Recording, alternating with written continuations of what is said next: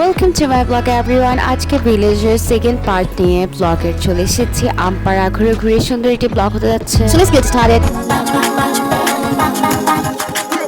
বিকেলবেলা আমি আমার বাচ্চা কাচ্চা সবগুলোকে নিয়ে ঘুরতে বের হয়ে গিয়েছি বাড়িতে। আমাদের বাড়িটা খুবই সুন্দর, আমাদের নিজস্ব এরিয়ার মধ্যে সব কিছু।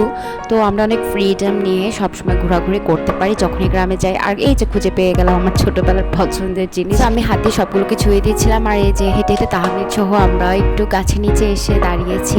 এই জায়গাটা মূলত একটা পুকুরের মতো হয়ে যায় যখন পানি দেওয়া হয়। আর কি যে গরম পড়ছিল, খরায় সব কিছু ফেটে চৌচির হয়ে আছে।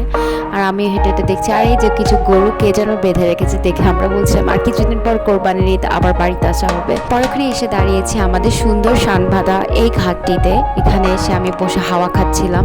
যদিও এখানে আমি আগে বসতাম না, ওই যে রোজার ঈদে আমার বোনরা এসে আমাকে শিখিয়ে দিয়ে গিয়েছে।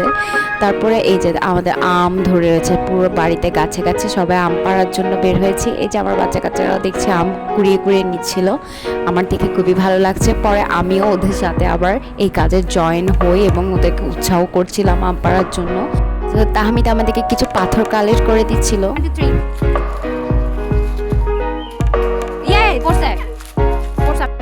সাজিদা তার লাইফে ফার্স্ট টাইম নাকি ট্রাই করছিল, আম পাড়ার চেষ্টা করছিল। আর এখানে একটা আমরা কুড়িয়ে পেয়েছি। কিছুক্ষণ পর খুবই ঝোড়ো হাওয়া আসে, বৃষ্টির মতো। আমার হাজব্যান্ডও দাঁড়িয়েছিল আর সবাই মিলে আমরা আম আরও খুঁজে বের করছিলাম। এই যে একটা বালতির মতো পুরো আম পেয়েছি। আমার এই যে গাছে আম ধরে আছে ছোট। তারপর সবগুলো আম আমি মেজো ভাবির কাছে নিয়ে যাই। আমার মেজো ভাবি সবগুলো আমাদেরকে কুটে দিয়েছে। এরপর আমরা সবাই খাচ্ছিলাম। তারপর রাতের বেলা আমি, আমার যা এবং আমার চাচি শাশুড়ি মিলে বের হয়েছে হাঁটতে। আর রাতেও আমাদের বাড়িটা দেখতে প্রচুর সুন্দর লাগে। আর এই যে খেজুর ধরে রয়েছে, আমি বলছিলাম যে কোরবানি আসলে আমি খেজুর খাবো, তো আমি ভিডিও ক্লিপস নিচ্ছিলাম। পরের দিনে আমরা সবাই আবার সিটিজি ব্যাক করবো, এই জন্য আমরা ঘুরে ঘুরে রাতের বেলা টাইমটা সুন্দরভাবে স্পেন্ড করছিলাম।